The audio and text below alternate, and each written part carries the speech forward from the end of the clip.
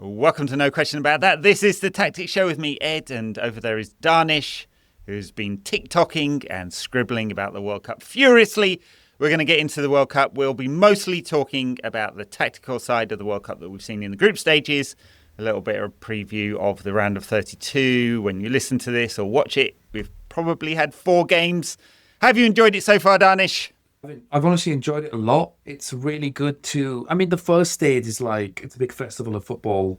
You know, we're the ones that watch Man United or whoever on a Tuesday night playing in the Carabao Cup, and it's like our biggest party, and everyone's like, oh, cool, you're invited. I think the best part about it is like people who don't normally watch the World Cup get into it. So yeah, I think now is like where the serious stuff starts, which is basically what we're going to preview, because we've seen the big guns, we've seen what they've dealt with, we've seen some of the issues that they've dealt with, and we can probably digest and look at what's going to happen next.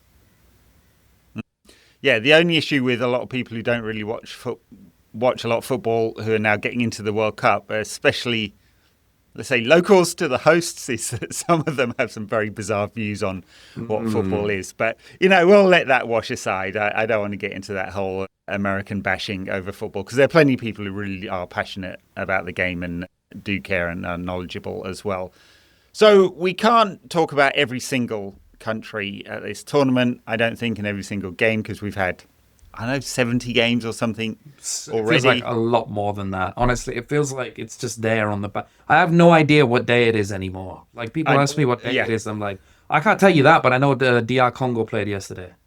Well, exactly right. It's been beautiful weather here, so I set up the TV out on my patio, on my deck in the garden, had an awning over to keep the shade, laptop, can of beer. Yeah. Perfect. Couldn't be better. What a summer. No snacks? Snacks? Oh, yeah, snacks. There's always snacks, yeah, as my waistline will tell you, yeah. What snacks? Out of curiosity. I mean, all the ones you normally get here. I mean, there's sugary snacks, and then there's chips. They love a tortilla chip. Oh, okay. It's South, like a big bag of them with dip. Yeah, exactly. Yeah, lots of dips, all of that. Got the barbecue there, got the pizza oven. It's all good. Yeah, very nice.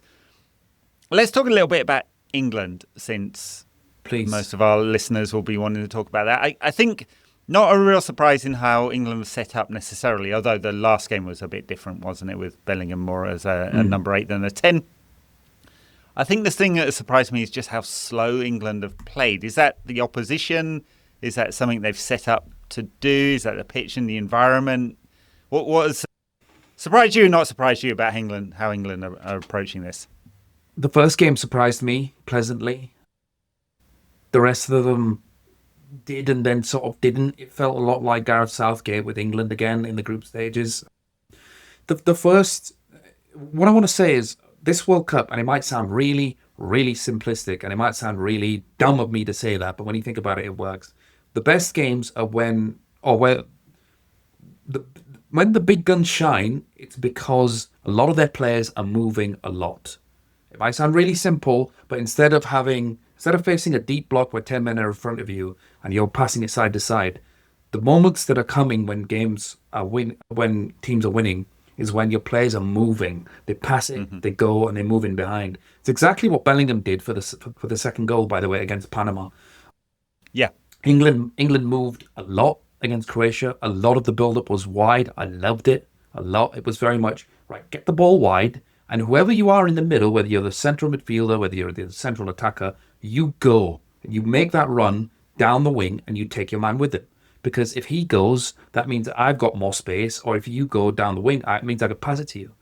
From there, what has happened is, almost predictably, is we are playing with more width. So in the second game, he realized, oh, okay, wait, Carlos Queiroz is here. Carlos Queiroz is the guy who, in 2008, by the way, won Man United the semi-final against Barcelona. Gary Neville wrote about it in his book. He said he was obsessive. And in the second half, Tuchel went, this isn't bloody working. I'm going to have to put some wingers on. And it worked for, I think, the last 10 minutes. He then started against Panama by going, I'm going to start with width. But the problem with that was Rashford is wide, Saka is wide, great, whatever. They get the ball wide, they get crowded out, and there isn't much really apart from that. because against Senegal and against Panama, until Bellingham woke up with England, there was this sense of, okay, Rice is the pivot, Ellie Anderson is the pivot, we've got three defenders at the back, and we've got nice width. There's nobody in the middle linking it up, though. And that's why in the second game against Senegal, what we found was the ball was going to Gordon, the ball was going to Madueke. Yeah, sorry, my bad, Ghana. The ball went to Gordon, the ball went to Madueke. They got crowded out. That was just about it. And then you saw in the middle this big gap, and nobody knew how to link it, which is where Bellingham comes in against Panama, because I think he is England's last and only hope of having a fruitful tournament. Because against Panama, he was literally like, okay. And he did this in his first season for Real Madrid when he was absolutely insane, where he was literally, I'm going to get the ball, I'll drop, I'll pass it to you, and then I'll make a run to take a man away, and then that created space for everybody else. Yeah. But aside from that as well, I think some of the problems that I've seen from England are, and it might be really cliche to say this, there's a lot of players that are not currently in the squad that could do what Bellingham are doing against Panama, and it's better to have two of them instead of one. Foden to a degree, Palmer to a degree, Alexander-Arnold definitely, because if you have him at right back, it means that somebody's going to mark him right, and it creates space in the middle. If you have him tucked in the middle, it means there's somebody going to be marked in the middle on Trent, and it creates space for somebody else. The other thing as well is the wingers are really, really concerning for me, because he's playing Gordon, he's playing Madueke. Both have not really done that well at all. Madueke is really... He looks really sprightly, and then he gets to the byline, or you get to, okay, well, where's your end product? And you go, okay, you've just knocked the ball over the bar, or you've overhit the cross. And then it gets worse when you realize, oh, wait a second, Bukayo Saka really just isn't fit. I don't know what's happened. That's this season. He's just really not fit. So that's heel injury or something like that, wasn't it? Yeah. I think he missed something like 12 league games. But I think when he kept coming back, he didn't look fit either. So I think it's a little bit of a problem, because all the good stuff that we saw against Croatia has gone. And the other two games have been Tuchel figuring out, okay, well, I've got some problems and I'm trying to figure the solutions out. It's kind of been okay. But don't you think he constructed the squad for big space players? So he's thinking later in the tournament, we're going to be under pressure. We're not going to be retaining the ball against Spain or France or Brazil. Could be Brazil in the quarters if England can beat Mexico. And therefore, it looks like there aren't many options. There's too many same players, aren't they? Gordon, Rashford, same, really. Madueke, Saka, same. Saka's obviously higher quality in the final third. And then we didn't have enough variety in those games where teams are quite happy to sit a bit deeper. I mean, Ghana was a perfect example of like horseshoe. Like England just passed it in front of them for 90 minutes, doing like almost nothing with it. Yeah, I have to say I'm concerned. I mean, it's going to be like that against DR Congo, who defend very well. They've been brilliant defensively in this tournament, and then they are rapid on the break when they do, which is not often. And it's going to look like that. Surely it's going to look very similar to the Ghana game. And if England manage, their clutch players come up with the moments, or Tuchel changes it up, who knows? Because he's shown willing. I mean, moving Bellingham to 8 and having one fewer defensive midfielder in there showed willing. So they're going to have to do something like that again. Mainoo's got no minutes, and he would be the connector. Ooh. I know, it's really odd. I mean, I know. Anyway, we shouldn't talk for 45 minutes about England, but it wouldn't shock me terribly if England end up going out on penalties or something to DR Congo. Like that, It's a good point that you raise about Tuchel, because he was brought in to get us over the line. He's a fabulous tournament manager. Look at his record in the Champions League. It speaks for itself. So let's see, I think, like you said, against the big teams, whether this team is set up for that. Because this is why he was brought in, right? He was brought in because it was like, Southgate, you keep getting easy runs. We really appreciate for what you've done for the national team, but you're just not getting us over the line against the big ones. So yeah, Tuchel will be decided on whether he can do it or not against the big teams, provided he gets there, because DR Congo is not going to be easy. Okay, don't think so. Yeah, Portugal looked really tepid against them. Johan Wissa is scoring a lot of goals. But against the big teams is where we'll see whether there is a big difference with Tuchel. But the other thing I want to say is, okay, fine. If you're gonna play, if you're gonna be like, okay, well, no, we're better as a big space team. I'm not sure that I like our attack in big spaces. Like I just don't. I love Marcus Rashford. I think he's a fabulous impact player. I love a guy who gets the ball and he's like, no, I'm going to run at you and I'm going to do this. But against Panama, again, we saw possibly why he's just never been the same since, I don't know, 2023. So can this team hurt big teams on the counter? Possibly. But we first have to get past DR Congo, and I don't think it's going to be that easy. It won't be. All right, let's talk about some of the other big teams, because you mentioned Portugal. Let's talk about, or maybe we'll go for Portugal, Spain, France, Argentina, Brazil, and Perfecto. Germany. And those would be the big guys. So Portugal, kind of interesting, because obviously a lot of focus on Ronaldo. It was bizarre after the first game where basically, I assume with Ronaldo's blessing, his family came out and blamed Bruno Fernandes for it. He scored against Uzbekistan and shouted at the camera, "I am back." It's all about him, isn't it? You get in there, son, and make it all about you. And then in the third game, exactly the same. He's standing like a statue. I mean, at least Messi moves. He might move in very limited amounts, but in the attacking moments, he's getting into space. Ronaldo just stands there, dead still, expecting the ball to get to him and not to be marked. It's very odd.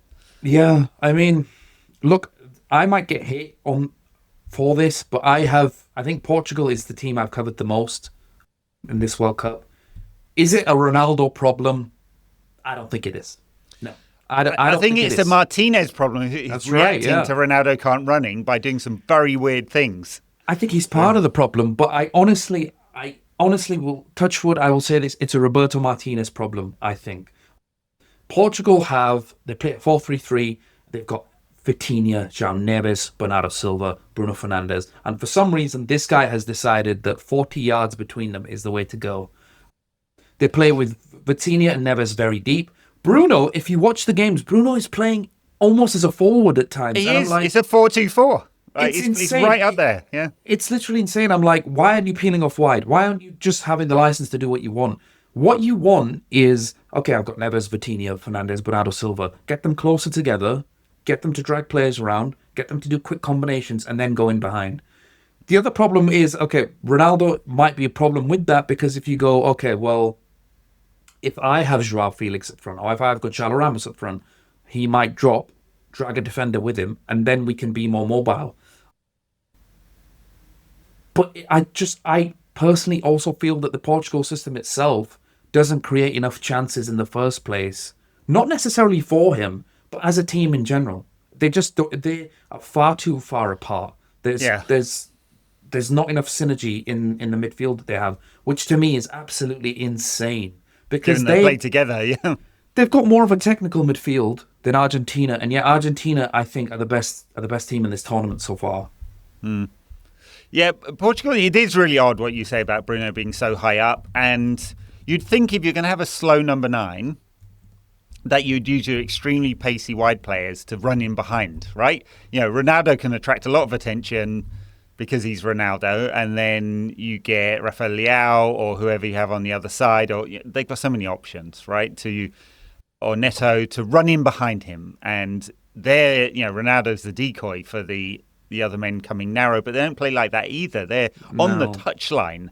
I think, was it you that posted it? There's that classic picture of like 4-2-4. That was me. That was me. You. Thank you. That was me. Yeah. There you go. All right, credit where it's due. And I was like, yeah, that's exactly how they're playing. You've got these touchline wingers out there just getting chalk on their boots. Ronaldo static and Bruno up there with him, because they've got to get someone close to Ronaldo, because he's not going to run away from anyone except his second goal against Uzbekistan. Very, very, very, very odd. It's very bizarre. You can see them going out to Croatia because, Croatia is not the team of old, but they're still a technical team. Can they cause them enough trouble? They very, very nearly lost to Colombia, Portugal. Colombia were great in that. Colombia were the better team. For a 0-0, that was a brilliant and entertaining game, I thought, in the sweat box that is Miami. this time of year. Very unpleasant place to be. Who needs to be in like 100% humidity? I mean, Portugal might need something like humidity to get them over the line, or something to kick them up the arse. Because honestly, it's a tragedy every single time they come into a tournament, and there's a number of different problems there, but it starts literally with the system. And then Ronaldo is one that adds to it. It doesn't feel as though I've seen a half of Portugal. Okay, Uzbekistan, I've seen a half, but that was different. It felt like more of a pickup game, where their midfield looks as though that midfield should get you 5 or 6 glorious chances per game. The progression should be smooth. The ball should get from defense into attack easily. And then it should be, okay, well, Ronaldo keeps missing chances, or Ronaldo is very static. Then deal with the problem. The only thing I can see from them that is positive is they've got Aston Villa set piece coach. Yeah, I don't know if that's going to save them, but maybe. Let's talk about Argentina then, since you mentioned them, because they have been very impressive. I mean, Messi scored all these goals, and obviously everyone's hyped about that. He scored a free kick the other night, which was basically, it was on the keeper's side. What was it? Why set up a wall if you're going to go stand up behind the wall and let Messi pass it into an empty corner? It looked so really weird. Sus. That looked really sus. Check his bank account, because that was so dodgy. Beyond Messi, though, Argentina have looked like really dynamic. They also look the least European of all the teams, if that makes sense.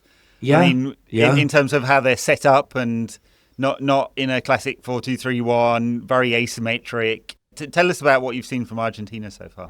I am bowled over by Argentina. Like, I am really, really impressed by Argentina. I said it online. I've said it on TikToks. They are working with what they've got, and they are making the best of what they got, which is what you should do in international football. They have 5 or 6 progressive passes of the ball. They've got Lisandro Martinez, they've got McAllister, they've got Rodrigo de Paul, they've got Christian Romero. Who am I missing? Who else is the other midfielder? I've forgotten now. It will come back to us. Right, it will come back to us. But basically, what they do with McAllister, Rodrigo de Paul, Enzo Fernandez, sorry, that was the other one. Enzo Fernandez, yeah. Lisandro Martinez, and Christian Romero, is they go, okay, we don't care who you're playing in the middle of the pitch. We don't care if you put 5 midfielders in there. We've got players who can knock it past you, we can thread it through a 2-yard gap. And that's how they split the midfield. Okay? They will have 3 in midfield, and either one of them can do this. Enzo can do this. McAllister can do this. Rodrigo de Paul can do this. So that helps. The other thing that helps is one of them peel off wide. Either Enzo or Rodrigo de Paul, they peel off wide. And when this happens, either Messi or Lautaro Martinez drop, which means that you drag an opponent to one side. And when this happens, because they've got one progressive passer wide, the other one is still in the middle. So then they can give it to him in the middle, and then he can still knock it through. So their midfield is really mobile, and it moves wide, and they've got 6 progressive passers who can knock the ball through teams, and it doesn't matter who you are. And then if you can work the team in a way where we can set you up, you're one of the greatest players of all time, you still have it, you can still shoot a ball from outside of the box into the net somehow. If you can build up to those moments, which they have multiple times, then you're onto a winner. But it's mainly, I just can't get past their progressive passes, Ed. I think about it before bed. It's just so great to watch them. Before bed, in bed, pillow talk, all of it. Whatever you want. It's great to watch, and he's clearly coached something where he's getting the best out of all of them. And Leacher looks great as well, by the way. He does. Man United fans. He's looked great. Fingers crossed. Touch words. Don't get injured. Do a rain dance. Anything. Don't get injured. Don't get injured, please. He's so important. Yeah. I've enjoyed watching them a lot, right? And I'm not some Messi fanboy. It's not that. I just think they're very interesting. It looks very, very different from your typical Premier League side or even Champions League stuff. The passing is incredible, as you say, especially... I love watching Lisandro at the back, and he'll just, no panic, just rolls his foot over the ball, waits for the moment to move, and then he cuts 4 or 5 players out of the game. It's and as you say, all over. And Rodrigo de Paul's an interesting one, because I think in some European, he had a good career in Europe. moved into Miami. That could be the retirement zone, but he's still there. It's him and Messi in tandem. He's called the enforcer in the MLS because he's like, he's Messi's best mate. He's Messi's best mate. Yeah, protects him and all of that. The other thing is, like, they're all so desperate to win it for him. Genuinely, when you look at their interviews, I don't know what's happened in that camp. They're all so desperate to win it for him. They mention it a lot. There's no like problems and that makes a difference because after Portugal's first game, there was mutiny from all corners. They were like, "Is Ronaldo the problem? Is Bruno the problem? Are you working around Ronaldo?" These lot are just like, "I just want to win it for Messi." It just feels like he's Jesus in that team, and everything's perfect and working around them. They're my favourites at the minute. All right, let's move on a little bit. France scored bagged loads of goals. I mean, I've always been deeply frustrated with France under Deschamps because they've got all this talent, and then it's almost like he's put a ball and chain on them. Right? He just holds them back, and you're like, why are you holding them back? Like, let your talent fly. And this tournament, they've scored tons of goals and look really attractive going forward as well. Maybe it's because it's his last tournament. He's won enough. He's got nothing more to prove. Maybe he's just stacked with so much talent. How could you hold them back? But we've had Mbappe scoring tons of goals. Doué looking good. Obviously had the hat-trick from Dembele last time out. There's just no limit to the amount of attacking talent that they've got. And you look through it and you're like, where are the weaknesses? I mean, maybe in goal, I don't know, Maignan is the world's best keeper. It's not like he's faced a lot of shots. And then obviously Rabiot in central midfield, you're like, how the fuck is this guy still getting the game? But they've looked very impressive, to be fair. They always have one guy, right, who's like, well, all the world-class talent in the world, and Rabiot. One water carrier, yeah. He is actually all right, by the way. Like, he's at AC Milan, he's having a little bit of a renaissance for people that watch him there. But Deschamps is like, he's been with France, I think, for something stupid like 12 years. It's like, I think, 5 tournaments. And before, he was playing a football of, I've got such quality players. If we can get through a game where we don't barely concede, we will probably score more than them. But this version of France is quite fun, but also just too much quality is too much quality. It'll just wear you out. Kylian Mbappe. This isn't Kylian Mbappe having problems with Real Madrid, driving with his girlfriend at 5 a.m., fighting with the club, fighting with the manager, being a diva. This is Kylian Mbappe of France, where he's just a different animal. But also in between that, you've got Michael Olise, Ousmane Dembele, and Deschamps is a very good manager at making small, minute changes to win games. Yeah. You saw that in the first game against Senegal. They really struggled for the first 40 minutes. And then in the second half, it just changed because I think he dragged Dembele deeper with Olise. But the thing is with that, because they're two top talents, you still have a top talent. As in top 3 in the world in Mbappe. Yeah. And it basically meant that, okay, Dembele's dropping deep, Olise's dropping deep. There's going to be more players dropping deep with them. If you can deliver one pass for me that gets Mbappe in on the shoulder, that's it, we're going to score. They have too much talent where if he makes simple changes, eventually they'll just wear you out because that's just where they just have far too much quality up front. That's right, and multifunctional players as well, who it's not like they're jack of all trades either. You can play Mbappe as 9, you can play him off the left, you can play Olise, as you say, you started on the right, moved into the number 10 spot in the opening game. That made a big change. Dembele can play wide or up front as a number 9, as he's tended to become with all these injuries. I guess it's they've managed the injuries well at PSG. He doesn't play a lot of games. Well, they don't need. They can ask the league if they don't play a lot of games. But I think I have to give credit to Deschamps because I think he's a little bit underrated for me. I don't like to give any credit to Deschamps, but he's got a fabulous side, so I guess we've got to. The international record speaks for itself, but also I think he's using the fullbacks within this a lot because it's something we'll get on to Spain later, but it's something similar that Spain did against Saudi Arabia, where they used the fullbacks to be like, right, you lot, your fullbacks, go and run in behind. We don't care if the ball gets to you. We just want to create space for our special wingers.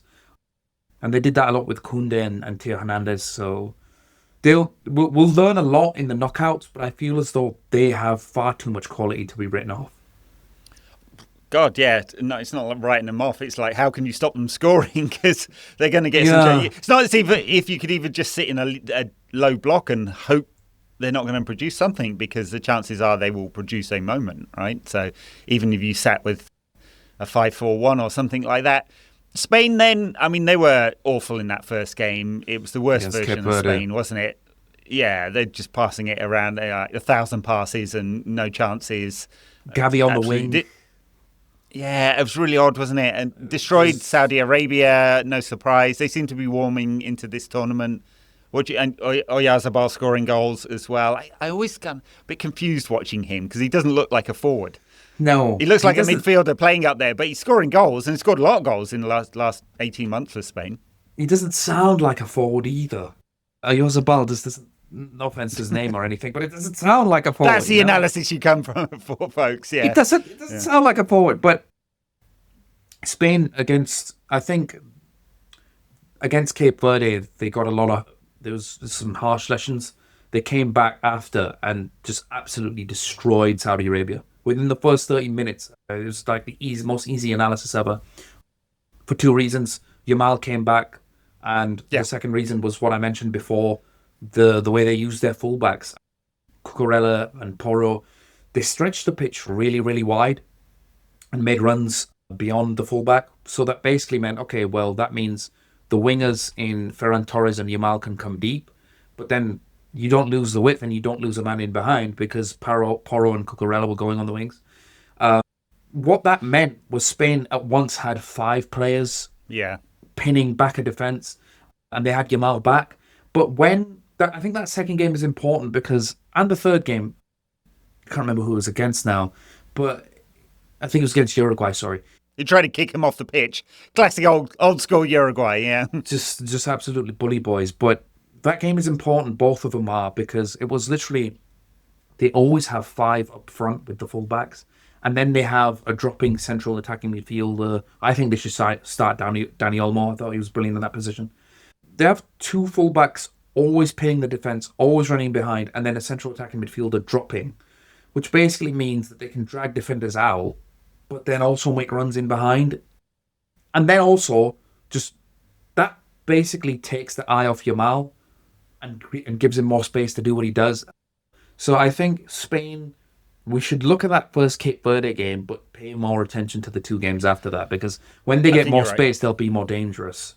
Well, I mean, obviously Yamal's quality is going to make them more dangerous anyway, but he also attracts a lot of players, so it's the flip of what you said as well, right? So they are moving the ball around and allowing, creating overloads on the other side and allowing Yamal more space when it switches, but Yamal just attracts 3 players, and that will create space for other. He's the one who'll break deep defensive blocks with his own quality, and it ruins the sort of tactical system of anyone facing them. It would have been fun. We're not going to get to see it, but it would have been fun seeing Japan versus Spain to see exactly. Oh, so much fun. Yeah. Just because of how disciplined Japan are, probably the most defensive discipline of any side, except for the goal they gave away to let Martinelli score. Yeah, that was sad. Sorry, Tanaka. He was crying. Poor guy. Well, he fucked up. I mean, yeah, but still. Very, very, very weak. Spain, absolutely very dangerous. Now Yamal's back, they've got to keep him fit, and he's the game changer for them. Tons and tons of quality. And at the back, they've been like Kubasi, like teenager. You wouldn't believe it. How, I mean, no surprise for anyone who's watched Barcelona over the last couple of seasons, but just how assured he is in all phases. Laporte, they brought back alongside him. I don't know whether he's the player of old, but he's doing enough. I don't know. He plays in Saudi now, so we don't know. But yeah. All right. Who else have we not talked about? Brazil. We just watched Brazil beat Japan. So I can't remember if we mentioned this at the top of the show. But don't think we did. One. yeah, I mean, we'll miss. We can't really talk. Well, we can talk about that one, but we'll miss the Germany knockout game and the Netherlands Morocco knockout game, which are today. So you'll hear this after those games. But the Brazil side, very, very, very. They struggled a lot with the classic Brazil system, I thought, in the first game, which exposed Casemiro, and then they went to this kind of diamond midfield, which kind of protected him. And Ancelotti, more than any other coach, just seems to pick the right moments to make changes, doesn't he? Yes. They say he doesn't coach forwards at all. He just coaches the defensive part of the game and lets the forwards run free. I'm not sure that's quite true, though, if you watch them, but he's less systematic about it than some. What have you made of Brazil, then? But they played 4 games where they've literally just faced teams that know how to nullify them.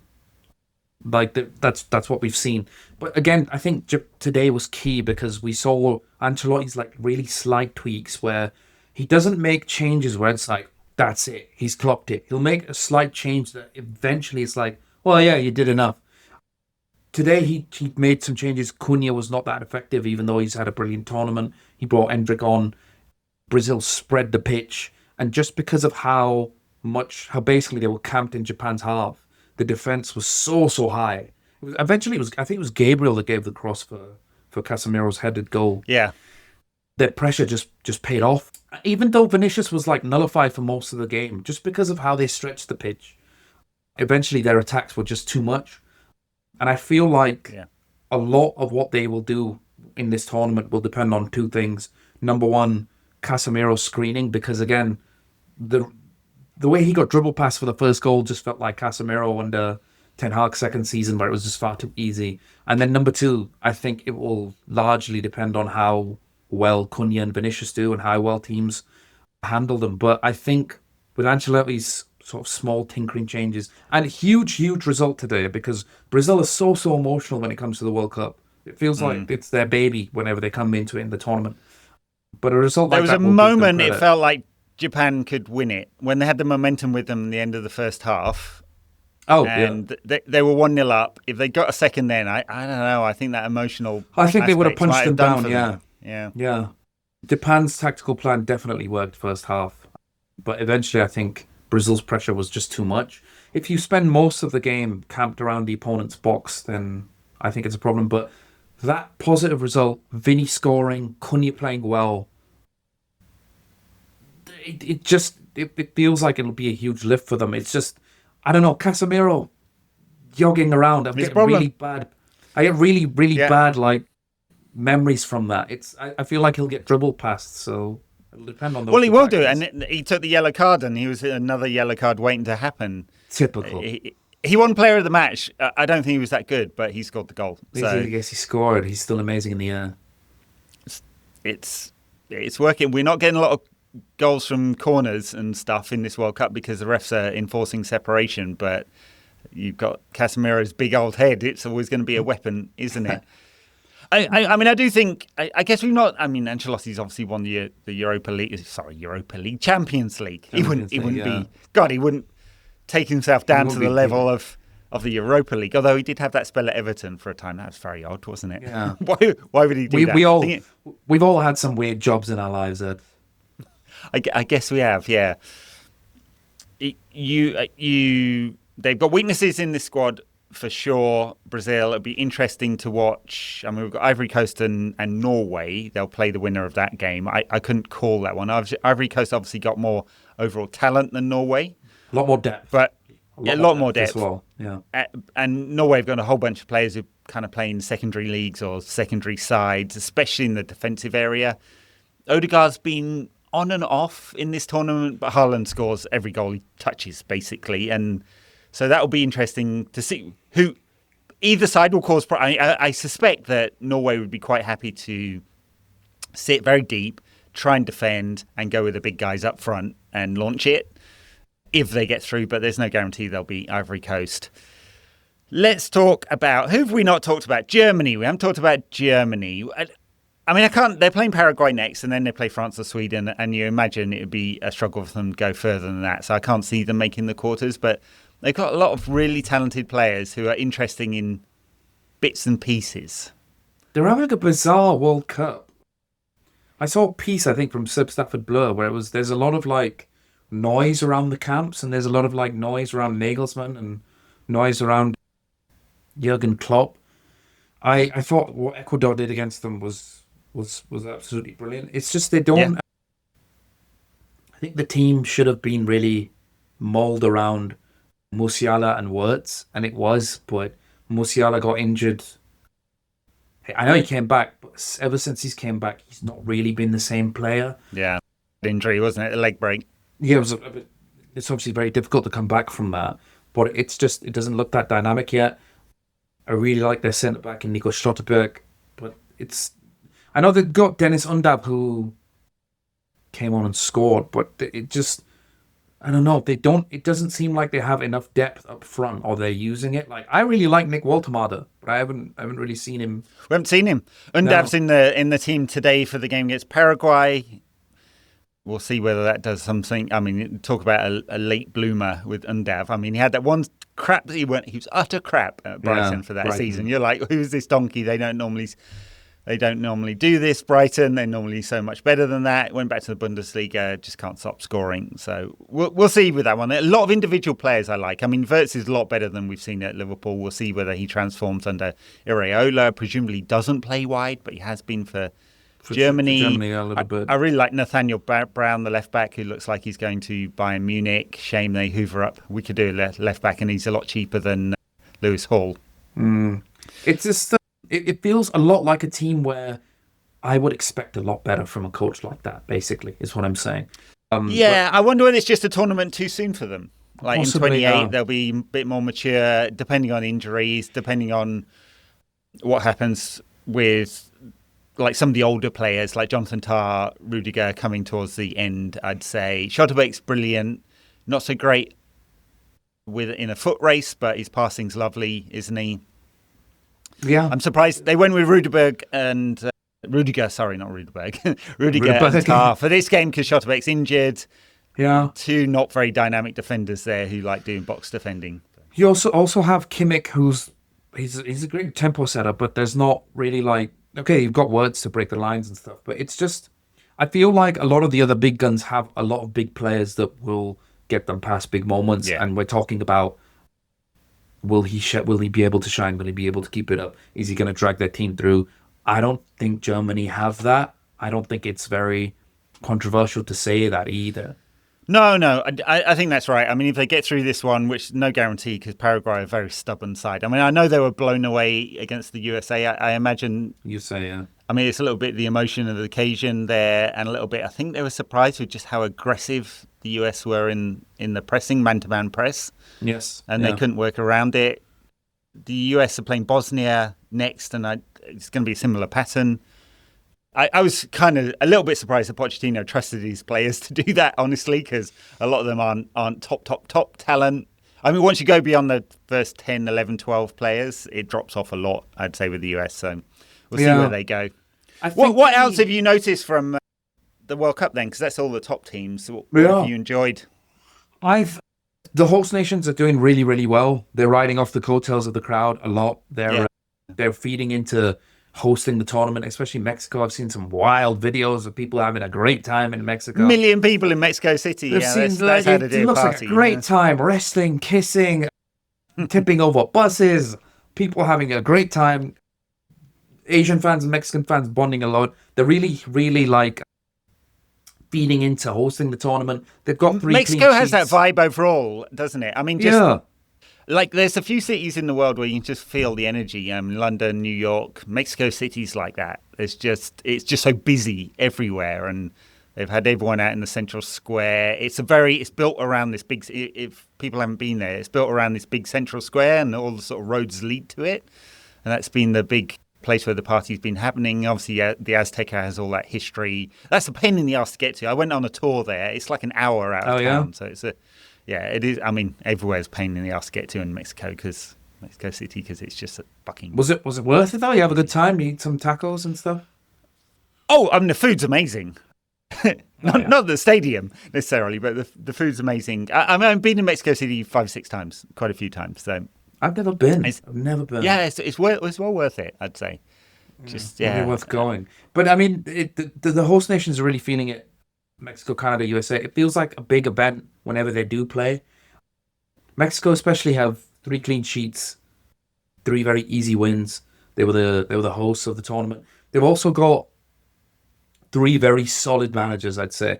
Pochettino he's finally picked the right job that will elevate his CV. Like he literally picks jobs just to elevate his CV, I feel. Like this, but he's finally picked the right one because it's USA, it's like a home nation. The whole point is, even if they don't go that far, get the nation involved into football, and it seems like they're all besotted by it. Jesse yeah. Marsh, especially, he's always been that guy who's like, he likes his antics on the touchline. He likes the being the main character, and he is the main character in this Canada team. And I think they've got some favourable draws, all 3 of them. Very. Apart from, I think Mexico have Ecuador. They're playing Ecuador tomorrow, which will be that'll be a Yeah, great that's game, not. and then they play the winner of England, Ooh, DR Congo. DR Congo. Yeah, That won't be the easiest if they get through. The other things I've noticed is hydration breaks. I think hydration breaks are a huge, huge, huge marker in this tournament. They're very bad, hate but them. they're Hate them. affecting the tournament. They Yes, absolutely they affect are. the tournament. They affect the momentum of it. They shift the momentum of it. A lot of teams stop controlling games after it. It just, I don't like it. Period. Oh, another thing I I want hate to touch it. upon very It's quickly. fundamentally changed the. It's fundamentally. I don't It's think we were all ready for. I thought that like hydration breaks were absolutely necessary because it's like, oh yeah, it's quite hot, but sometimes it's raining. I'm like, oh, wait, raining or it's you don't need a indoors. drink. Put the power in. I don't want to see another Mountain Dew commercial. Carry the game on. If I they really think need water, they can chuck bottles onto the pitch while the game's in play. I'm all right with that. That's fine.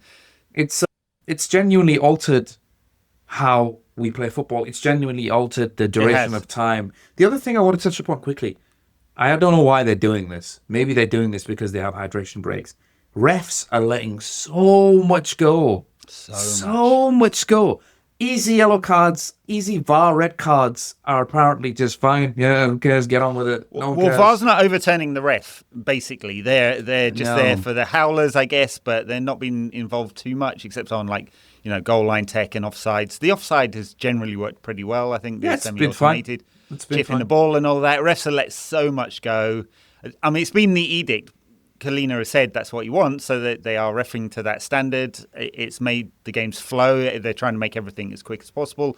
I love the new 10 seconds to make a substitution, 10 seconds for a throw in or less, isn't it? It's 5. They count them down. The refs are doing this. They're counting them down.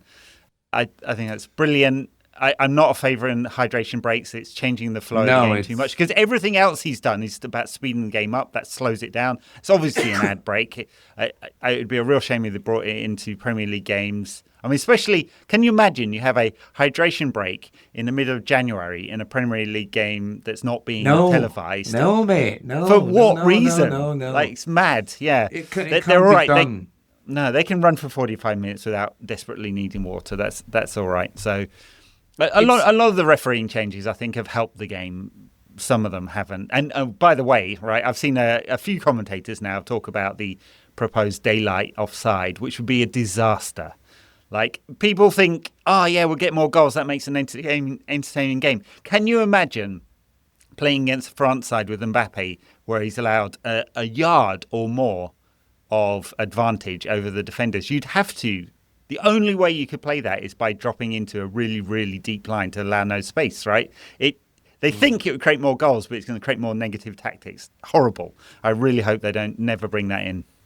No, there's too much going on where it's like, wait, okay, fine, you're changing football, but you're changing it for the worse. I don't know. It feels like they're turning the game's rules often into stuff like what you've just mentioned, where it's like, no, don't touch that. You don't need to. Why don't you address the real problems over here? I love how they've refereed corners though. They're saying separation or it's a foul. Yeah, And yeah. it has given more advantage to the defensive side than the attacking side, like, because the attacking side now can't. The meat wall no longer applies, right? You can't Arsenalify these. And the refs are very reluctant to give a penalty for pushing and shoving, but they're quite happy to give a free kick the other way. So, but it shouldn't be this thing where we take a minute to set up the fouling, and then any fouling is allowed, and you're just allowed to drag a keeper down, and it's all right. It shouldn't be that. Like, that's not the spirit of football, I don't think. And it's not just me going, let's fuck Arsenal over. But if it happens to fuck Arsenal over, that's all good, right? I mean, I'm surprised that they brought that rule in, though, like, honestly, because that rule needs to be implied in the Premier League. Do you know what I mean? Yeah, it does. It does. I don't think apart from Czechia, who, by the way, the little quick soundbite. I'm sorry if they were dreadful. If you're watching this and you're from Czechia, you are the worst team in the World Cup. That was just terrible. Why are you playing for set pieces and throw-ins and shooting from 50 yards? Okay, you've got nobody's. Yeah, Vladimir Sufal is your best player. That's how you know you're cooked. They weren't good in qualification. Apparently, I keep saying Czechia as well. I can't help it because I keep thinking Chechnya. Czechia. It's sorry, I'm really sorry. I'm just reading it as how it's pronounced. I know. I do the same thing.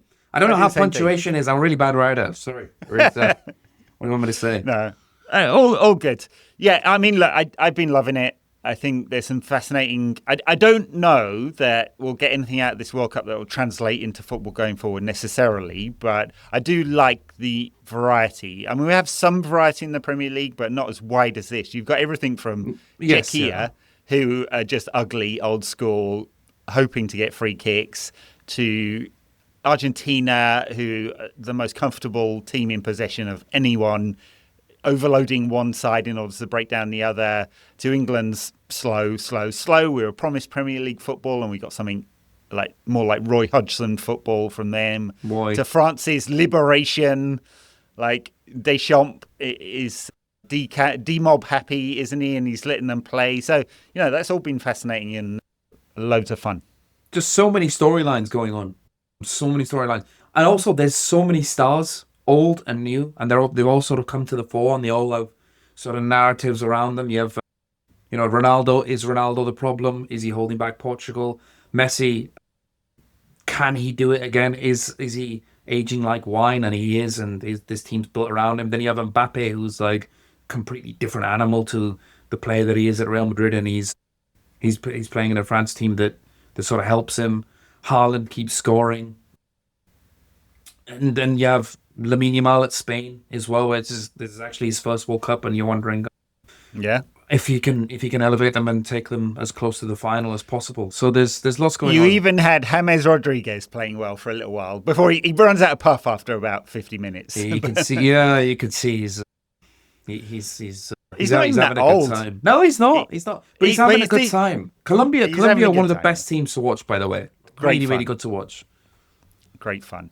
Yeah, I thought a few years back when it was announced it was coming to the States, I was like, that'd be a great place to go watch football. I mean, there's so much of America that is horrendous, but so much is brilliant. Massive country. There's an underlying base of people here that really want to get into football. The supporter culture is good, even if it's not widespread on TV, right? You're not going to get the biggest TV viewing figures, but loads and loads of teams with good support culture. It's been really disappointing because the ticket price has been so fucking sky high. Yeah. Like, for ordinary people who want to go, still an absolute the best you're going to get is $300 or $400 for a non-attractive game. You want to take a family, are you really going to shell out well over $1,000 for a game that isn't your team, or more, right? So that has been the thing that's travel costs and food, all the travel costs and the rip-off transport and the $25 hot dog in the stadiums, and also unnecessary, I think. I mean, Infantino's defended it as saying he's got to look after the global game, but then you look at where the money goes, and you're like, oh, another white elephant project in which your mates are probably lining their pockets, and so none of that stacks up. That is the real shame of this. I think it's a complete crash program. Yeah. We shouldn't stop talking about that either, just because the tournament's on. I've seen a lot of people say, "No, that's right." It's now still an can issue, you shut up and let us enjoy the World Cup? You're allowed to enjoy it, but the whole point of like doing journalism and these podcasts is to underlie those issues, because they should absolutely be taken note of. Yeah, ticket prices are a real issue. Visa issues, both for fans. There's a whole bunch of countries, fans who couldn't come. That's disgraceful. What happened to Iran, where they had a sporting disadvantage because their players weren't allowed in the country, even after a peace agreement was signed, right? That was totally unfair. I don't know how anyone could justify that we've got. I was counting them up because we had Sano scored today, who was accused of rape a few years back and paid off the woman. I count 7 players who have credible accusations of rape or sexual assault Bloody against hell. them. Football has a real problem with this. Yeah. Oh, huge, massive. Like we just don't know how to. Yeah, as a community, we are not dealing with it well. Thomas Partey, obviously, still played. Got a hug from Declan Rice. Yeah, though Jed Spence refused to shake his hand, so he got some chops on social media for that. Yeah. Anyway, that is all the stuff around the football. The football, of course, tend to be the headline. There should be some brilliant round 32s. Knockouts are where it really starts to happen. Of course, can England suddenly become credible world champions? I don't know. I can't see it. I think they're going to really struggle against DR Congo. Sorry, guys. I know. We'll see. So. We'll be back with another one of these, I guess, after the round of 32, just to see what's happened in that. So, Dharnish, thank you very much. Thank you. Thank you, everyone. Thank you for listening. I think Germany-Paraguay is happening right now. I don't know what the score is. It is happening as we're recording. It's 0-0, so that'll give you an idea where we are. Brilliant. We'll be back soon. Hit the subscribe button, leave a comment, press a like, thumbs up on the YouTube. It really does help people find it. It tells the YouTube algorithm that it should show it to people because at the moment it doesn't like it. There you go. We'll be back very soon. Thanks a lot. Bye now.